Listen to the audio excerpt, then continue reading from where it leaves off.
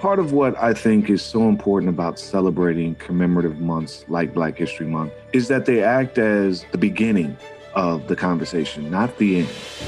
This is a great way to get people engaged around really important issues and interests within the Black community. And I think people are going to be really impressed with the diversity of films and events and the ease of access. We've worked really hard to make this a really accessible program. All of our events will be available on our MKE Film Facebook page, our Black Lens Facebook page, and our MKE Film YouTube page. So you can go to either of those pages and watch events for free. Our films will be available on our watchmkefilm.org page from February 1st through February 28th.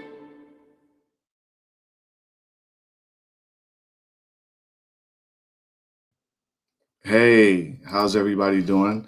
I hope my mic is on and up. Welcome to the final week of Milwaukee Film's 2021 Black History Month program presented by Molson Coors. I am Gerard Blanks, Director of Cultures and Communities for Milwaukee Film. For the month of February, Milwaukee Film is dedicating its new programming to films and events that celebrate, honor, and elevate Black culture and traditions. Visit mkefilm.org/BHM for more information or to purchase tickets and passes. This week, we turn our focus to Black culture, communities, and politics. You're about to watch The Torture Letters, a 13-minute short film directed by Dr. Laurence Ralph that draws attention to a police torture scandal in Chicago that unfolded over the course of 3 decades. Please join us immediately following the screening for our panel discussion featuring the film's director, Dr. Laurence Ralph, Tiffany Henry, Milwaukee Office Director for U.S. Senator Tammy Baldwin and President of the Milwaukee Urban League's Young Professionals, activist and educator Mariah Smith, and Maria Hamilton, founder of Mothers for Justice United. Dr. David Pate, professor and chair of the Social Work Department at the University of Wisconsin-Milwaukee's Helen Bader School of Social Welfare, will lead tonight's talk. Be sure to return for tomorrow's conversation, Black Bodies, Public Spaces, featuring a screening of the short film, This Land, as well as Thursday's panel, Nurturing Resilience in Our Youth, Disrupting the Pipeline, our final event of this here wonderful, glorious, beautiful Black History Month. Thank you, and we'll see you in a minute.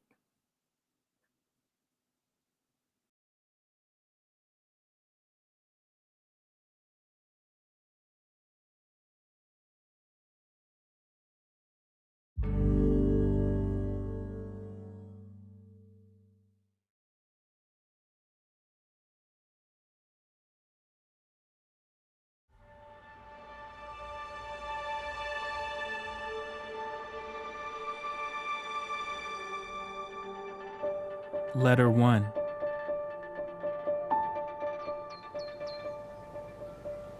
An open letter to the boy and girl with matching airbrush book bags on the corner of Lawndale Avenue and Cermak Road. I began to worry about police violence in Chicago back in the summer of 2004. That's when I saw you on your knees at the corner of South Lawndale Avenue and West Cermak Road. It's been more than a decade.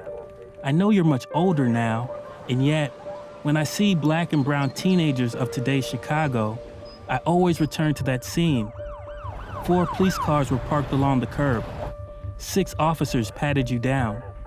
Your bags were both white, each with a different word airbrushed in graffiti letters. Your names, I assumed, though I couldn't make them out from where I stood. I had moved to Chicago 2 weeks prior to this incident, and it scared me for 2 reasons. I was worried that this was something that I too might face. At the same time, I was reliving a scene from my past. When I was around the same age as you were then, I found myself in a similar position. My 2 older brothers and I had just moved from Baltimore to Columbia, Maryland. We decided to go to the mall.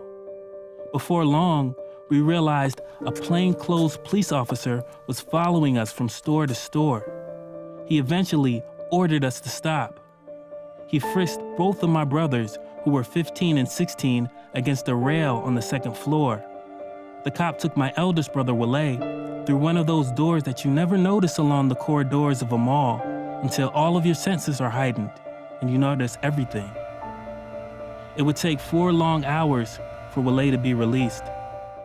When the police released you, I felt a similar kind of relief as I felt then. But I also felt a familiar combination of anger, frustration, and yes, fear. I cannot change the anger and frustration and fear you must have felt. All I can say is that if I could press rewind and go back to the moment that you too were released, this time I would say a few words to you. It was not your fault that you were stopped by the police. I know they probably suggested it was, but those accusations are just a way of concealing the open secret. The open secret is this: the kind of police harassment you faced has grown into torture and has even resulted in death, all because police violence is rooted in fear.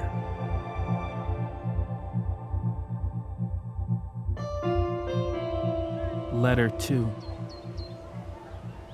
Another open letter to the boy and girl with matching airbrush book bags on the corner of Lawndale Avenue and Cermak Road. It's been so long since I saw you detained on that corner in Chicago. Even though I still don't have all the answers, and I still don't know how to solve this scourge, I have, at least, done something. I've done, as an academic, the thing I know how to do best: research and study and write. So I started a research project about the history of police violence in Chicago. For this project, I've interviewed Black youth in Chicago and talked about their experiences with the police. Their stories would probably sound familiar to you, given that they are your younger brothers, sisters, nieces, nephews, friends, and in a way, your younger selves. During one of our conversations, for instance, Nakia explained to a group of teenagers that when her brother was around 15, the same age she was then, he got arrested. My mom was there, so of course she was trying to calm me down, but she was distracted because I have older siblings. Nakia's brothers and sisters were angry and getting more and more agitated, which put pressure on Nakia's mother to make sure no one else went to jail. I definitely didn't understand what was happening. There was a lot going on, and I was just like, where is he going? When Nakia finished sharing her story, Philip spoke. My first memory of the police is from when I was 13, and there was a shooting on the block. Philip had been walking in a large group with his brothers and cousins, 8 of them in all. An unmarked police car braked right in front of them, and an officer jumped out and told everyone to put their hands above their heads. He started groping us in our private parts to look for guns and stuff. I was 13. What would I be doing with a gun? Like Philip, what happened to you on Lawndale and Cermak is probably something you've worked hard to move beyond. But I vowed to make sure that your experience will impact a younger generation of Chicagoans who are searching for a way to process their feelings about the police. I cannot change that day, and I cannot change the pain and frustration and confusion you must have felt walking home with your heads hung low. I hope that if you could read this letter, you would feel the pain of that day, the burdens of that mistreatment, growing into something else. A greater sense of purpose, perhaps? When I think about that, I can't help but smile.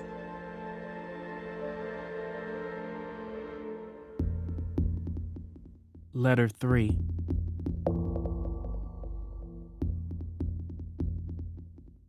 An open letter to the late Dominique Damo Franklin.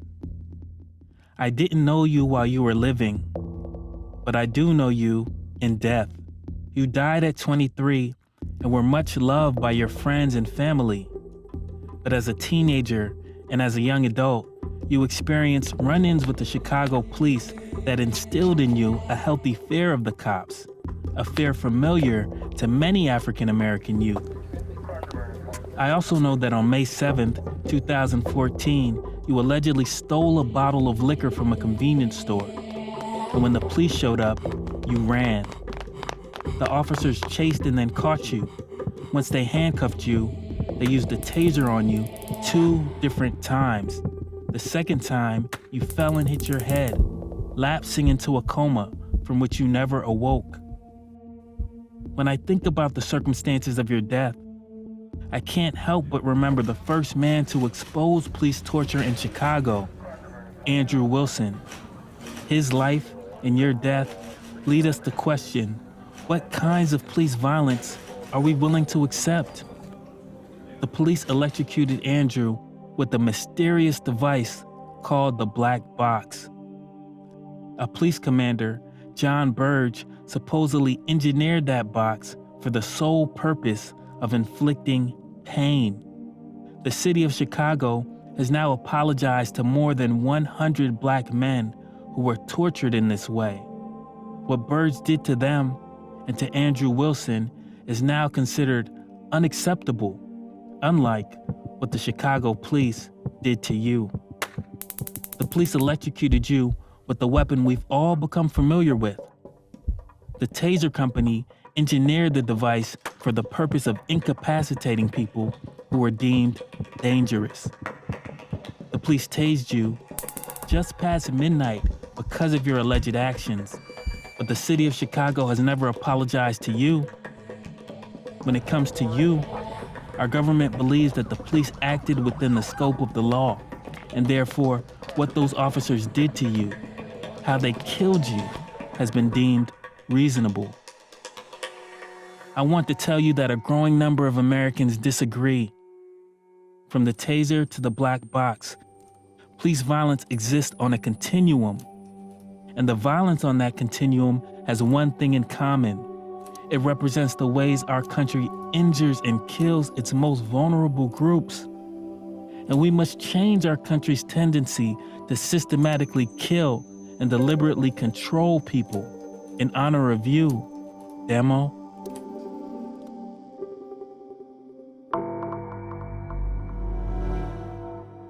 Letter 4.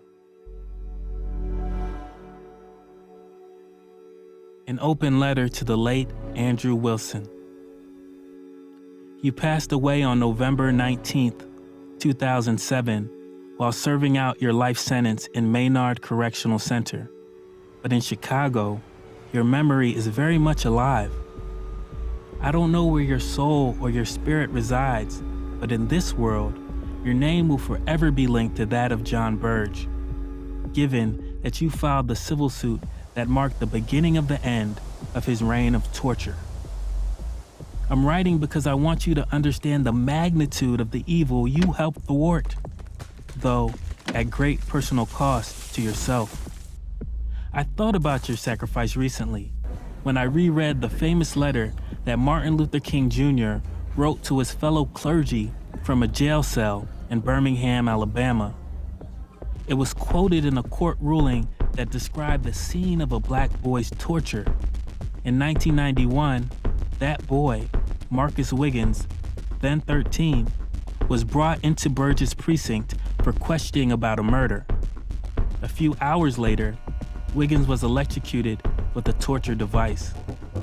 Several years later, he sued Burge and the city of Chicago. After the trial, the police wanted evidence related to the Wiggins case kept confidential. Judge Ruben Castillo disagreed. He ordered the public release of numerous disciplinary files containing allegations of torture. His rationale was that the files must be exposed to the light of human conscience. In making his case, Judge Castillo referenced King's letter. Like a boil that can never be cured, so long as it is covered up, but must be open with all its ugliness to the natural medicines of air and light, injustice must be exposed with all the tension its exposure creates to the light of human conscience and the air of national opinion before it can be cured. I could not agree more with King's sentiment or with Castillo's application of it. And yet, comparing the torture of a 13-year-old to a boil doesn't do justice to the suffering that people like Wiggins experienced. A boil can be cured relatively easily, but the scars left by torture can last a lifetime. Because torture is so deeply rooted in the culture of the Chicago police force, I think that we require another, more apt metaphor. Police torture is more like a tree, a hideous and disfigured tree, a tree that blooms death rather than life, a tree that casts a long and dark shadow. You helped me see that our country bears responsibility for the torture tree, Andrew, and that our country's investment in fear is what has allowed the torture tree to grow.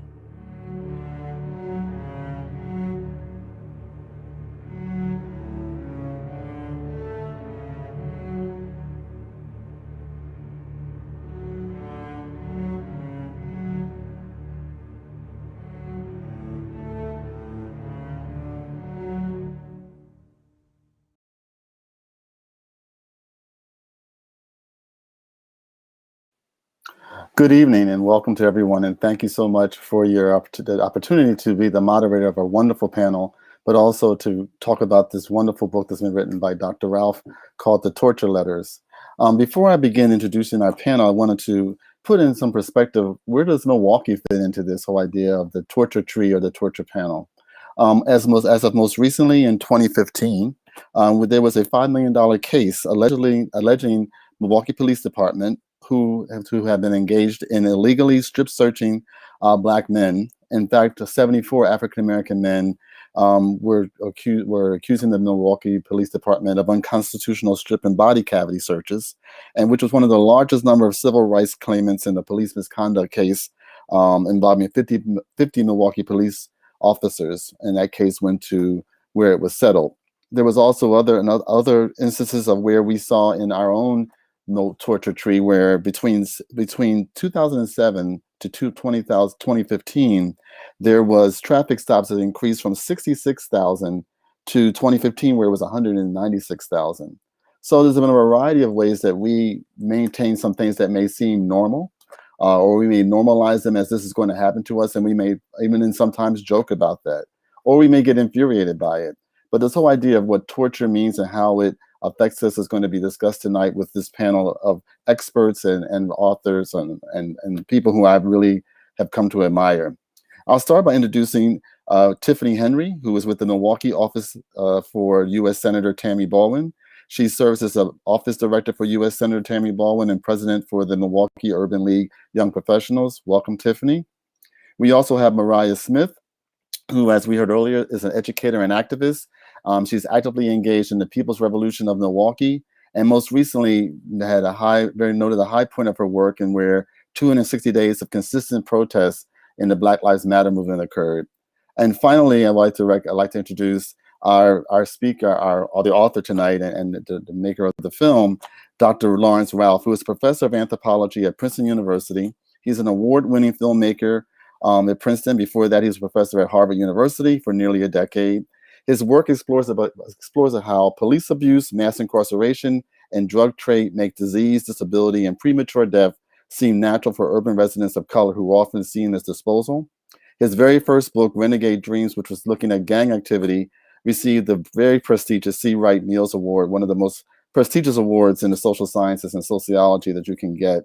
And we're very honored to have him here. And his film has been screened in 6 film festivals. As you can see, the film is very touching and engaging.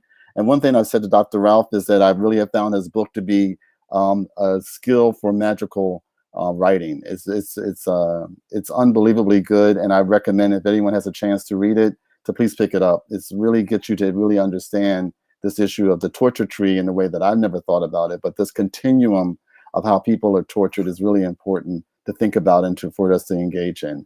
So what I would like to do now is to start a discussion by having some immediate feedback or reaction to the film. For those who have not seen it, it would be great to hear your feedback on it. And then I'm gonna have Dr. Ralph kind of give us some highlights of what the book he wants us to take away from the book and think about as we engage in our conversation. So Tiffany and Mariah, what was your first impressions?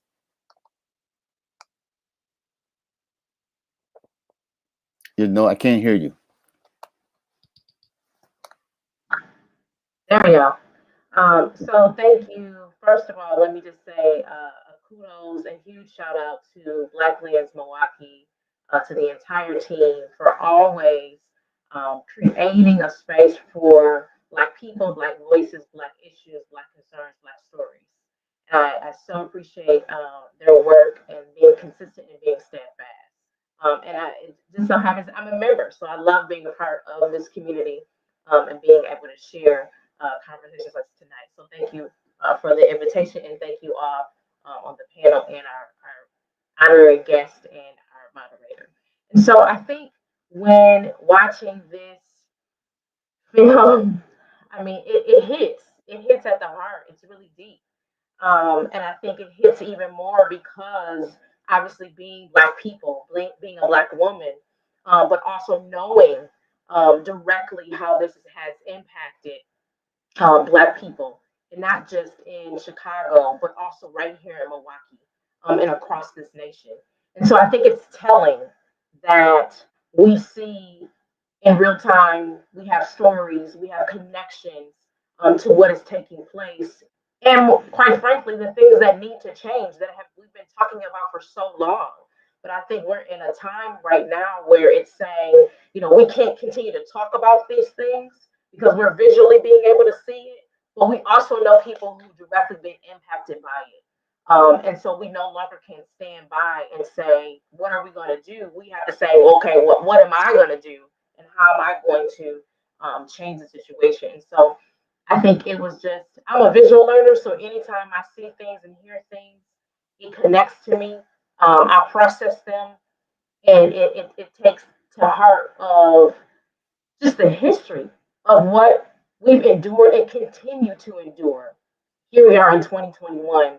So, thank you, Dr. Ralph, for educating us in such a way, and bringing these stories to light, but also bringing awareness and saying that, hey, um, anyone, not just Black people, but all faces, all people, it is high time, past time, due time, for us to identify what this looks like. And torture is just not physical. Torture is in the mental space, and even how this can affect us mentally, and affect our well-being, and as a whole, as to how we see ourselves, and how we see this work as being so important.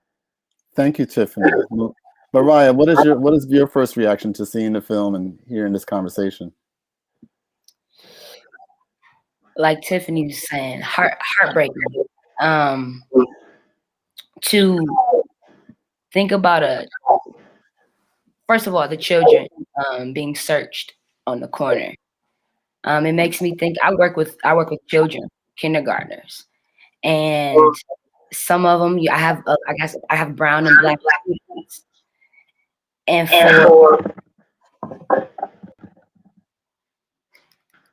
sorry, I'm echoing. And to see that level of 6 cops, 2 kids, it hurts, because these kids, that's trauma. It leads to trauma. Like he said, I think it was Dominique, who young grew a fear of police. And that's something that we got to teach our kids. Hey, if a police officer tells you to stop, stop. If you get pulled over, put your hands out the window. It's trauma. It's trauma for these babies. And I have a younger brother. He has Down syndrome. So whenever I see anything with kids, it breaks my heart into pieces. It breaks my heart into pieces, because Nicholas might not understand if a cop tell him he in the park playing, like Tamir Rice. They see these babies as targets. They see them as aggressive animals, and it hurts. It really hurts. And to see, like, they had a torture box, and y'all just issue apologies. It is disgusting. It's despicable. It angers me. It saddens me. It is a lot of emotions. It was a lot of emotions. but it's a fire, you know, it puts a fire under my tail that tells me, hey, this is what they were doing back then. This is before. We're still fighting for this. So we gotta change these equations to get different solutions, because the solutions that we're getting are not adequate for me, are not adequate for my people, are not adequate for my family, are not adequate for any of us.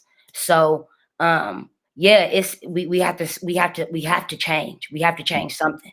So yeah, it hurt my heart. Well, thank you for that. You know, both of your comments are really well taken. And I want to go to Dr. Ralph at this point, because in 1911, W.E. Du Bois, whose birthday is today, wrote in The Crisis that, you know, excessive force of Black people was by police is an issue. That's in 1911. So we're now 110 years later having this conversation with our new Du Bois scholar here about the same issue. And when you were doing that, I heard you mentioned in some podcast I had listened to or something I had read, you were doing research on your dissertation or looking at gang violence. And this whole issue of torture was something that you came up with, or I don't want to be misquoting, but how did you get to do this book, and what led you to thinking about the concept of it being letters? Yeah, thank you for that. Now, first, I want to, you know, just thank the community in Milwaukee for welcoming me here and highlighting the work. And I want to thank Tiffany and Mariah for your comments.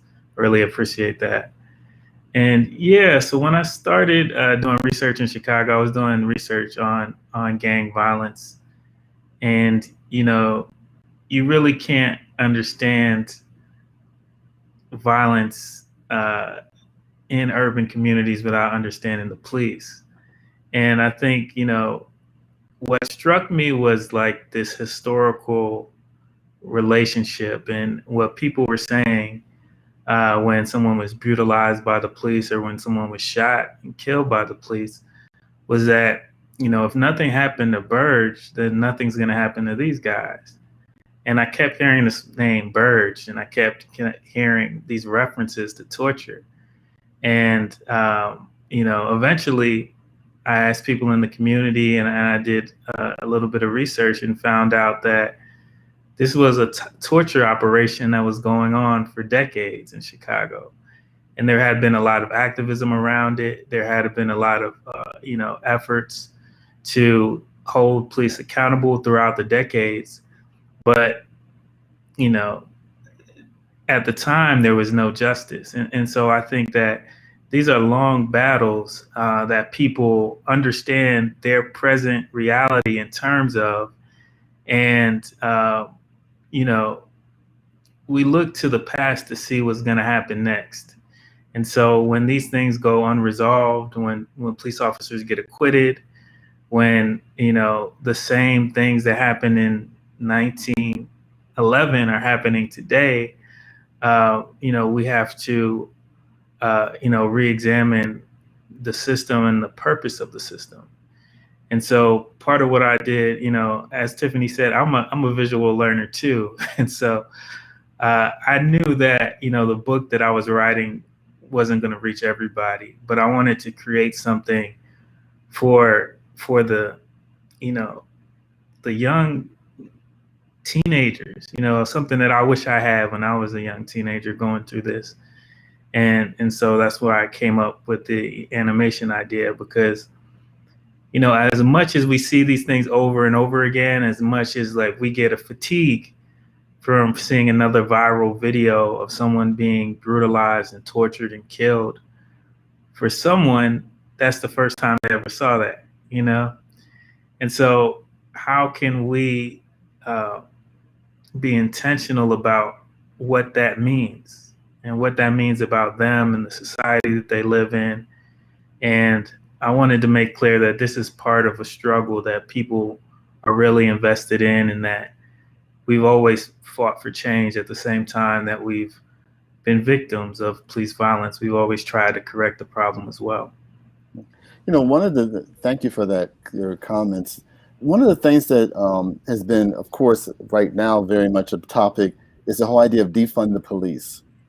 And, you know, I've been in many spaces where people say, oh, defund the police, that's just a slogan.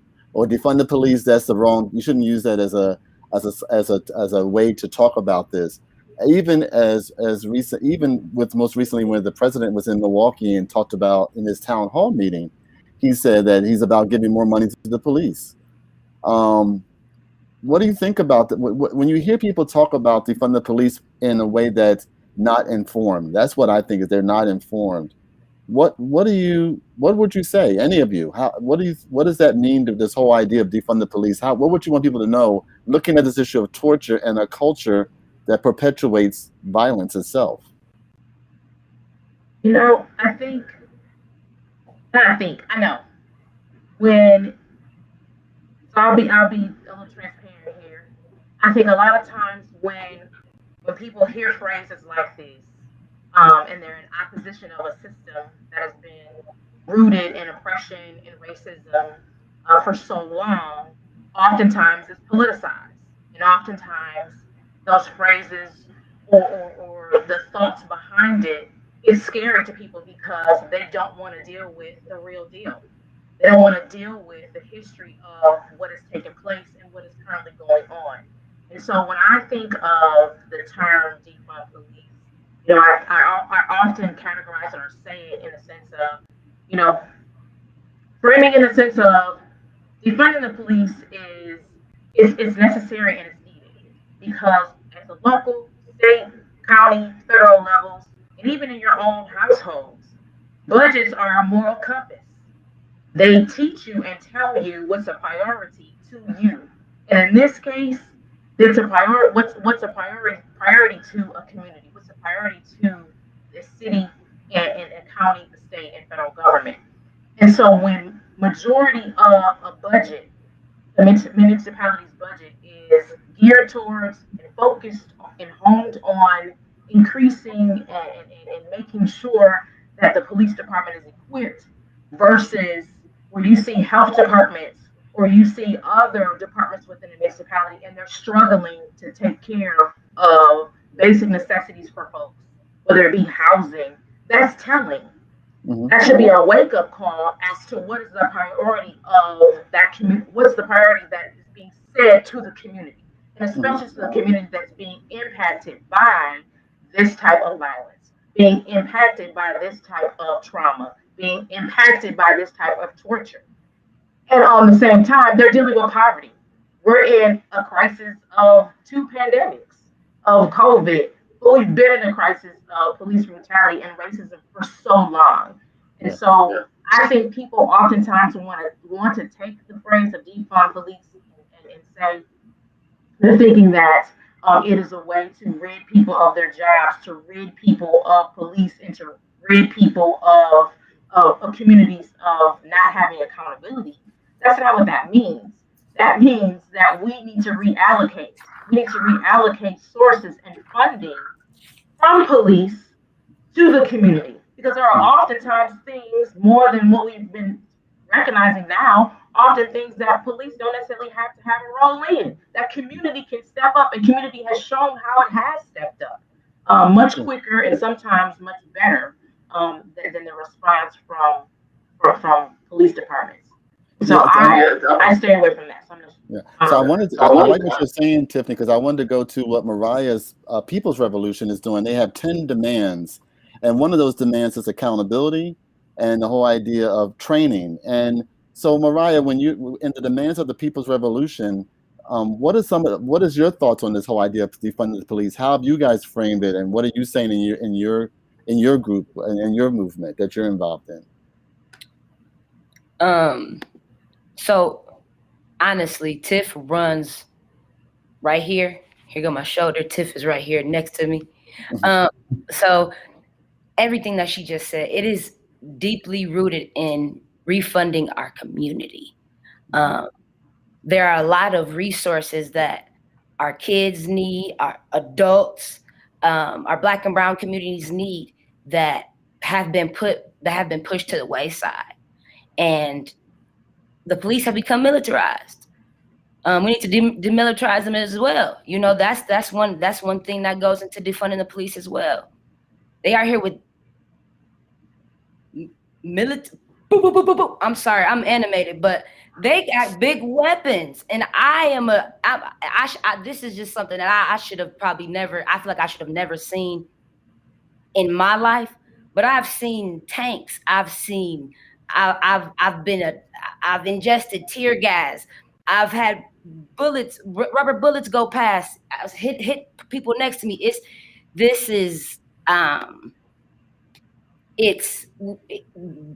Police clearly have a lot of funds to do a lot of things that they should not be doing.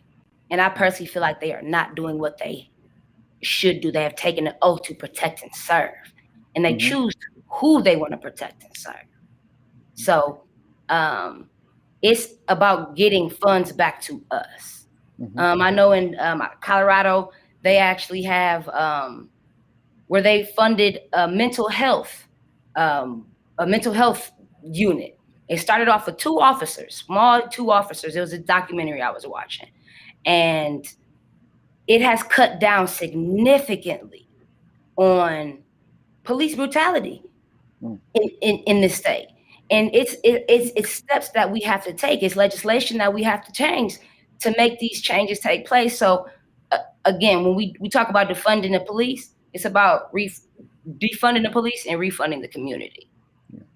So, thank you for that too. It seems like Dr. Ralph, I would say Dr. Laurence, Dr. Ralph, that in your book is providing us information for liberation purposes. I don't know if that's true, but I felt I was liberated in knowing horrific stories of how people are treated, because often we're not going to be liberated until we know the truth and embrace the truth. And was that one of the purposes of your writing, or was there other things that you were thinking of that in writing this book that you wrote and this story you're telling through animation?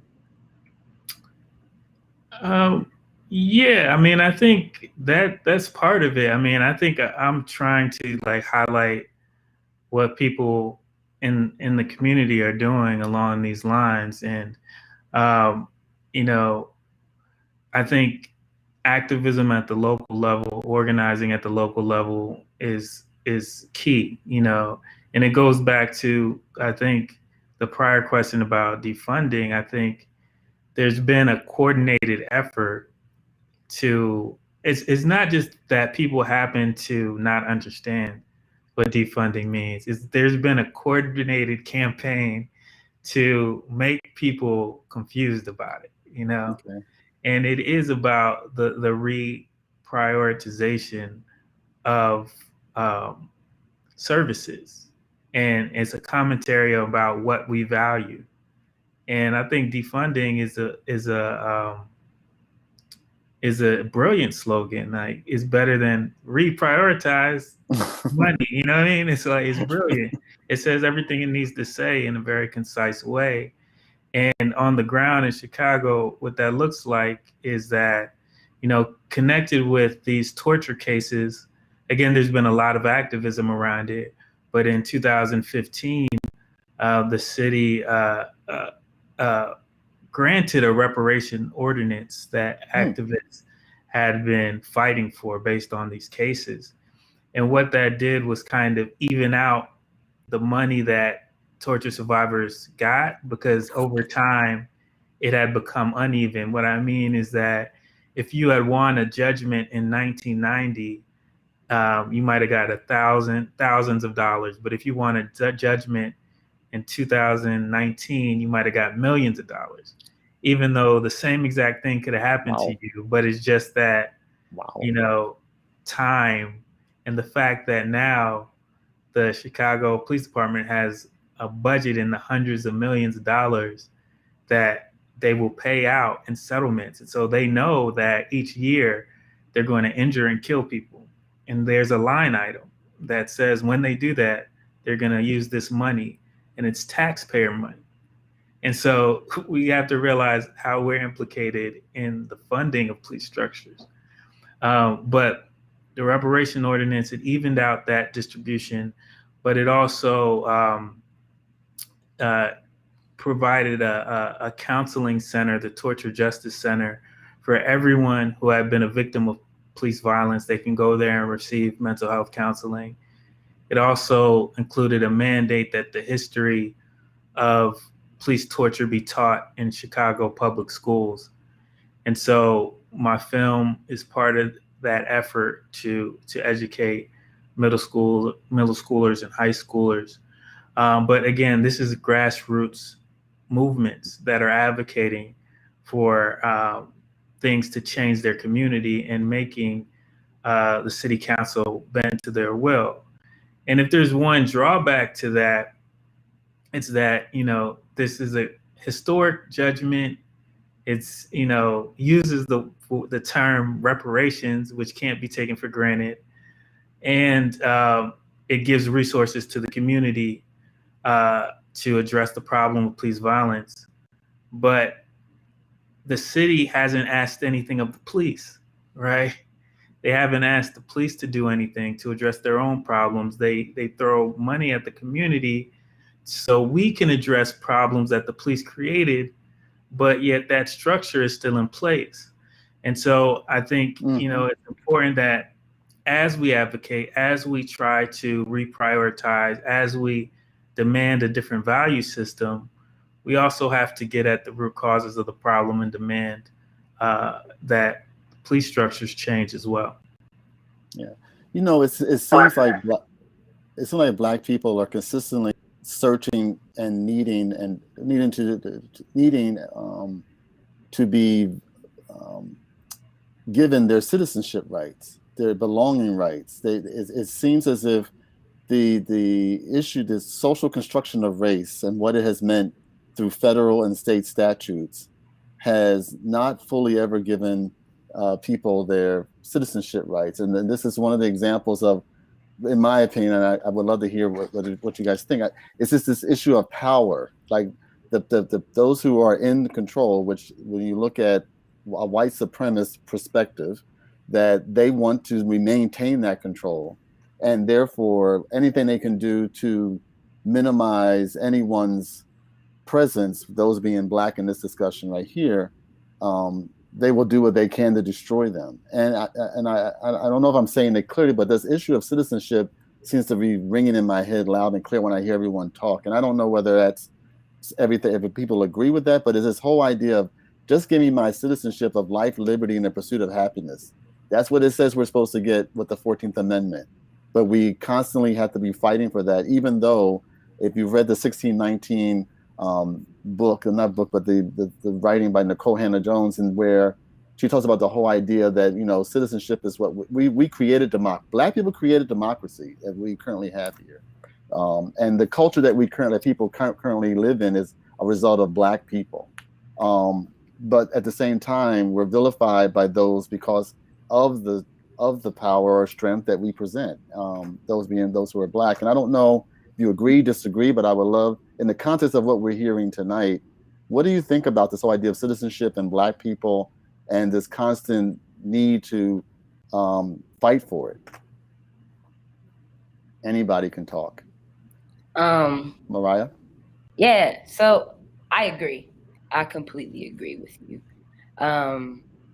It's something that I feel, well, not that I feel, I know, generations after generation after generation after generation is fighting for, is marching for, is sitting in for, is boycotting for. It's tactic after tactic after tactic after tactic. And all we're asking for is equality. Mm-hmm. We're just asking to not be looked at as threats. We're asking not to be shot while we're jogging or sleeping or playing in the park or driving our car. That's all we're asking for. And we did nothing wrong. Mm-hmm. And what hurts me is that our people, until you wake up, you feel like it's normal. You feel like that's just how things are supposed to be. I'm supposed to be nervous when the police pull me over. I'm supposed to be the scary Black person. I'm supposed to be the angry Black woman when I raise my voice. It becomes the norm. And that's what bothers me beyond. It bothers me to my core, because it's, what did we do? What did we do so bad to be treated like the bottom of the barrel, like scum? Like, and then it hurts me that our kids start to feel like they're less than. I'm in school right now, and I'm taking a valuing diversity class. And I was watching this documentary where this teacher, it was right after Martin Luther King was killed, and she did the brown and blue eye experiment. And man, these kids, it was so crazy how quick they turned. And this is just saying, the teacher told them the blue-eyed kids are the smartest. You see, that's why Billy didn't get something, his dad kicked him. Do you think a blue-eyed dad would kick? And these kids sitting there like, you can't play with me. It sticks into the fabric of the United States, of the world, that black is scary. You're afraid of the dark. It bothers me. So when you say we have never gotten our citizenship, I agree, like wholeheartedly, and I agree. It hurts my heart. Yeah. Well, what are you thinking, Tiffany? I saw you shaking your head in response to Mariah, what she was saying. What is your thoughts? Yeah, I think the same. I think she hit the nail on the head as it relates to, I think our existence is deemed as a threat. And our existence is deemed as something that is confusing and frustrating, and especially once we gain a sense of knowledge, we gain a sense of being able to organize, we gain some structure, and quite frankly, we outpace anybody else, then that seems to cause a threat to those who don't want us in power, to those who want to continue to, have their knees on our necks. So that's why they continue having policies and laws and systems that are designed and continue to be designed to keep us out of them. And once we identify loopholes, or we identify ways to where we can break down and dismantle those things, then it still is like, what's going on, what's happening. But I think you talk about us being citizens. That's something that we've had to fight for the longest. Where we had to have that written into the Constitution. But that just because it was written into the Constitution, it still is not means nothing to a sector of people out here. It means nothing that we have gained rights that we fought for. It means nothing that we continue to advocate for those things. And so, because this idea of having mental control, having power, and power that they don't know how to escape from, because they see us as this threat. And so I think that's why it is important, the work that is happening within the People's Revolution, what's happening in other organized groups in Milwaukee and outside of Milwaukee, is important. Because what those groups are doing, they're disrupting, and they are saying that our existence and our citizenship matters, and to value that. It is saying that, making that clarion call, that this is not something that none of us can escape from. The telling truth of what powers that be want to still continue to want to have power, and for what? I think of an example of and not to make this political, but just making the example of individuals, meaning senators, who resisted on voting yes to acquit former President Trump, knowing what took place. But it's the mere thought of losing that power, losing that seat, that created fear and created a sense of, what's the worth of my being if I don't, if I vote to acquit this person, knowing the acts that took place, and that I was a witness to that. And so I say that to say that, people who are scared of losing their power, they're afraid, and they're going to do anything necessary to avoid losing that. And so deeming us as citizens is just that notion. Thank you. Dr. Ralph, one of the things I wanted you to respond to as well is a citizenship idea, but I've heard you talk about the whole idea that this whole idea of repairing your community and repairing yourself is something, when people are subject to violence, and I wish Maria Hamilton was on here because that's something she's been engaged in as well, this whole idea that many of us engage in that who are activists or advocate or activist scholars. Can you talk about this whole idea of citizenship and repairing yourself and repairing your community and what that all means to you? Yeah, definitely. I think first, when it comes to citizenship, I think the important part that you mentioned about the 1619 project was the idea that, Black people, African Americans, African descendants have been the forebearers of, advocating for democratic principles. And, I think that in terms of our conversation, that's so important because we're talking about activism and local communities and, even going back to the defunding question, like, there's no slogan that's good enough that people are going to be like, yeah, that's the right one. There's no form of protest that people are going to say like, oh yeah, great, that's the one. And so, you can kneel like Kaepernick, or you can have an uprising. People aren't going to approve. And so the question is like, what are the ideals that you're fighting for? And how are you fighting for them, and why? Because Black people are always held to a double standard. And, there's no greater example of that, I don't think, than January 6th, where you have a white supremacist uprising at the nation's capital, and people aren't being held accountable. Trump is not being held accountable. The protesters aren't being held accountable. And you had the Baltimore uprisings in Ferguson, and people are getting decades-long sentences for smashing police cars. And so there is a double standard, and that double standard is an example, as Mariah is saying, of a second-class citizenship. It's an example of a racial hierarchy in which whites are at the top and Black people are at the bottom.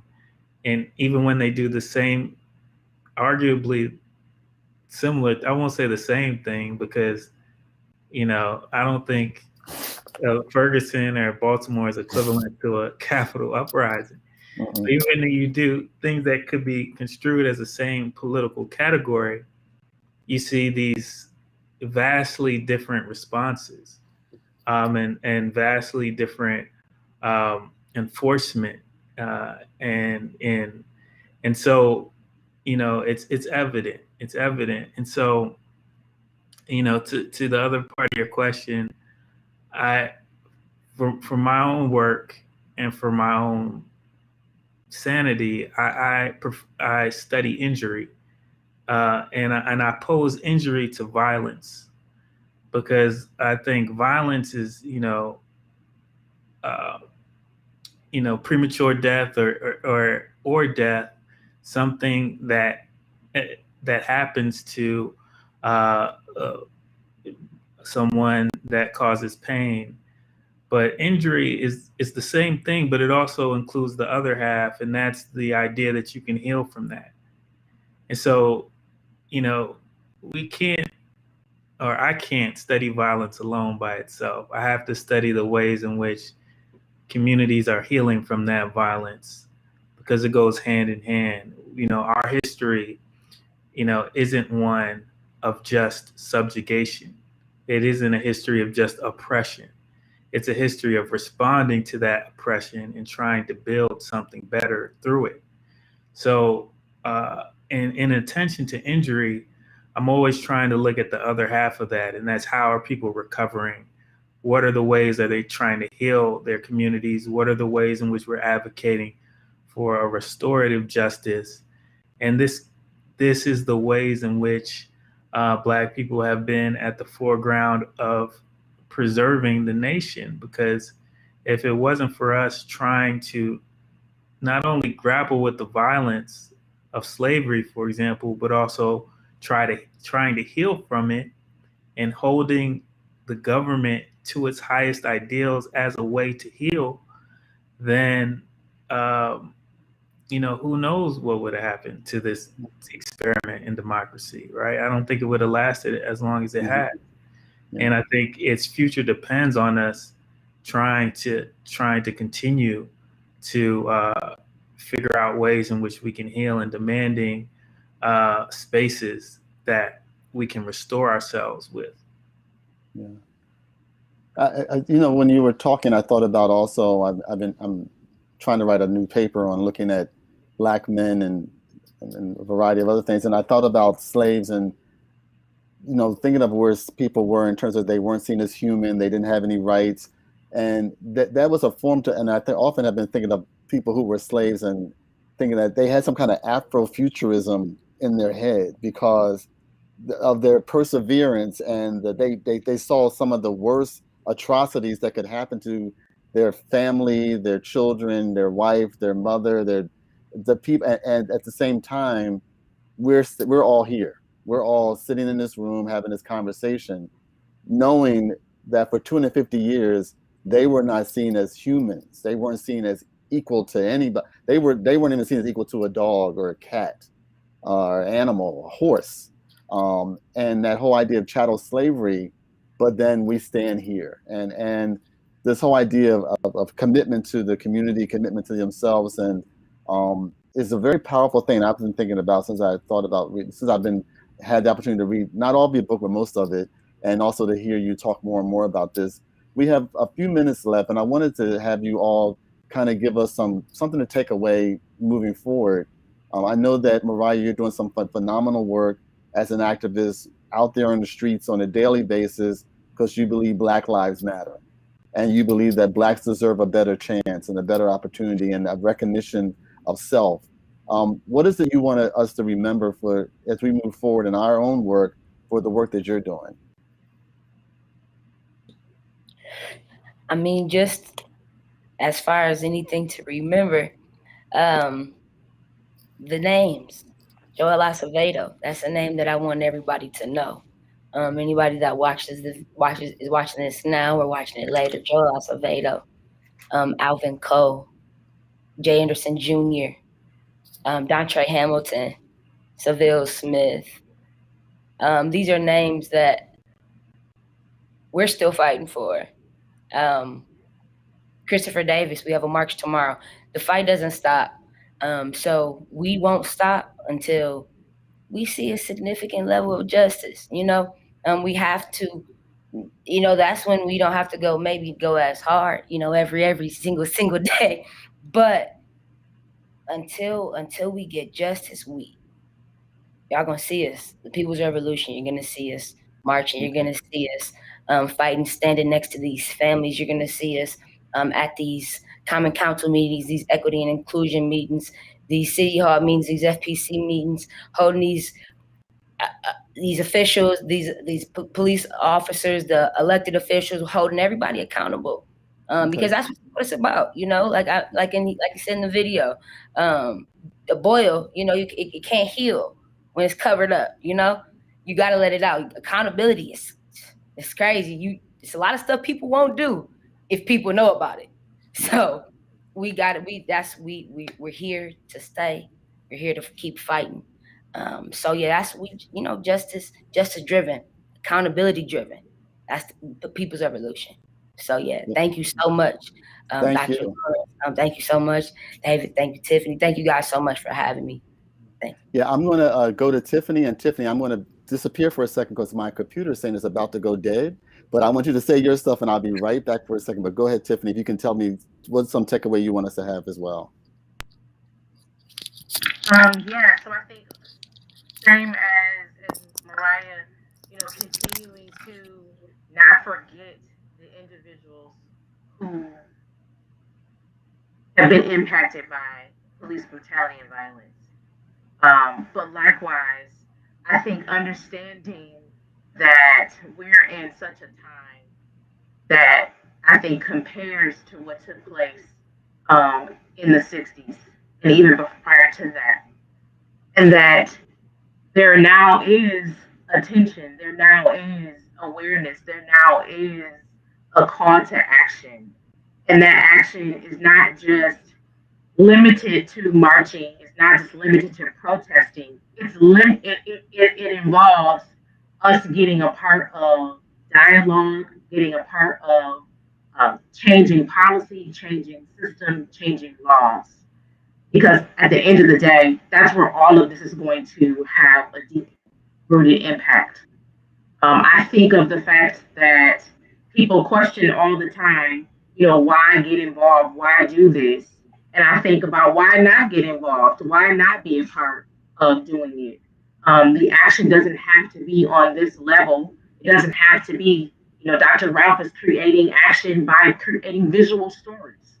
So people can then have awareness as to what was stated earlier. There's some people who don't even know that the names that Mariah mentioned of. They don't even know that Ahmaud Arbery, a year ago today, how he was chased and targeted and killed because he was jogging while Black. People have to remember these stories. People have to know these stories and know these faces. But then they also have to say, you know what, enough is enough. And they have to join into this fight. And so I think, it's a telling time. And I said a couple of weeks ago on a Facebook post, and I'm going to say it here for people who are listening and people who will tune into this later, to love Black people out loud, because it shows the world that it's okay. And it's okay to love Black people. It's okay to be Black and to love yourself. It's okay to say Black Lives Matter. It's okay to say accountability is due. It's okay to say that justice is due. It's okay to say that I'm respecting Black people and I'm respecting the moment and I'm respecting what needs to happen. And so those are the things that I put into my mind and my heart, and it gives me purpose to get up and continue to do the work that I do every single day. And I just ask for people to have not just empathy, not sympathy, but have some fuel. Have some fuel. Say that you're ready to have those courageous conversations, whether they're in your individual household, in your workspace, whether they're outside of that, because we have to continue to having this dialogue. Thank you so much. I apologize for having to run and get my plug, but I thought it was fully charged. Dr. Ralph, if you could close us out with some comments from what you want us to take away from all that we've heard tonight and how we could be supportive of your work and promoting it and whatever else we can do. I'd love to hear what you have to say for us for the evening. Yeah, no, thank you. I mean, you're supporting by just facilitating this discussion, and it's been great. And I just want to, I can't do more than just highlight what Mariah and Tiffany have said, and that's,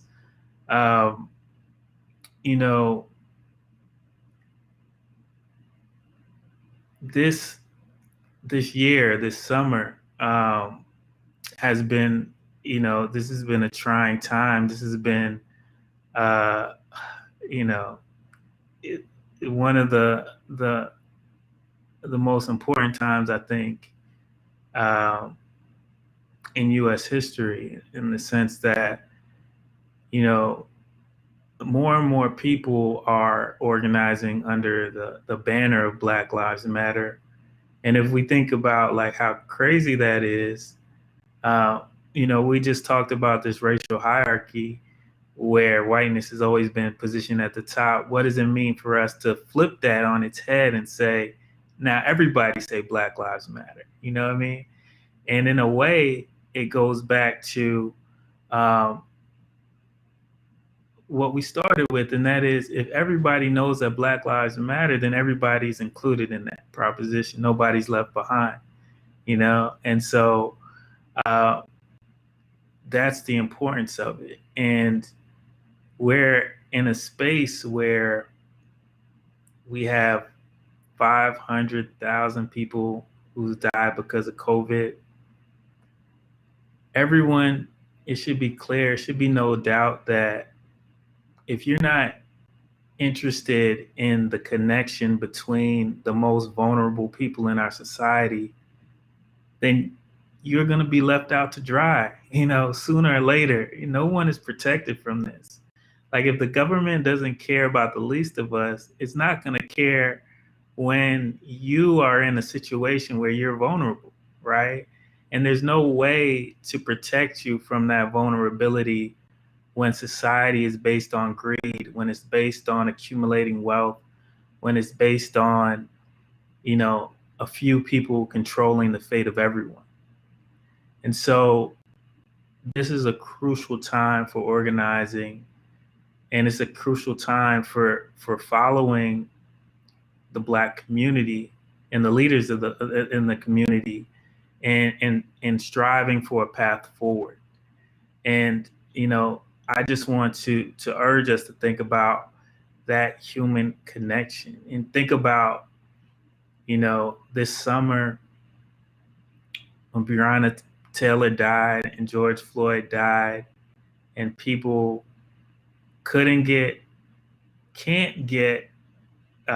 masks when they can't get vaccines, and they're faced off against police officers, like Mariah said, with tanks and armor and state-of-the-art weaponry, who look like action figures, and we can't protect most people in our society from a deadly disease. Think about that imbalance, and think about what it means to try to strive for equality and what it means to protect everyone, right? We need everyone to buy into that. We need everyone to be on board with the transformation that's needed in society, because it's at the level of climate change. It's at the level of a massive shift in society that we need everyone to buy into. It's of crucial importance. It's of generational importance. And so, those are the words I have. I think this is the time. We're in an urgent moment, and we need as many people on board as we can get. Well, I want to thank all three of you, Mariah, Laurence, and Tiffany, for those closing words. It's been a pleasure to serve as your facilitator. I thank you guys for cooperating with me when I ran to get my plug, which is embarrassing. That never happened to me before. But again, thank you. And Dr. Ralph, again, I applaud your work. Tiffany, keep doing what you're doing. And Mariah, you stay warm out there, but keep, I'm fighting you, even though I may be in the house with my gloves on, but I'll be out there one of these days also fighting with you as well. But I appreciate all that you do. Thank you all who attended tonight. And to all of you, be safe, be well, wear a mask, wash your hands, and take care of each other. Thank you again. Good night. This is our first robust month-long celebration of Women's History Month. We have over 30 films, feature films and short films, returning favorites and brand new films, and 6 events featuring local and national luminaries, women that are leading the charge in activism, business, empowerment, arts, and culture. Viewers can access the Women's History Month programming through our app, which is available on a number of different platforms that you can watch on your TV, on your computer, on your tablet. What this is a celebration of women in all of their diversity, looking at their successes, their victories, but also focusing on the work that still needs to be done, the challenges that are facing women today.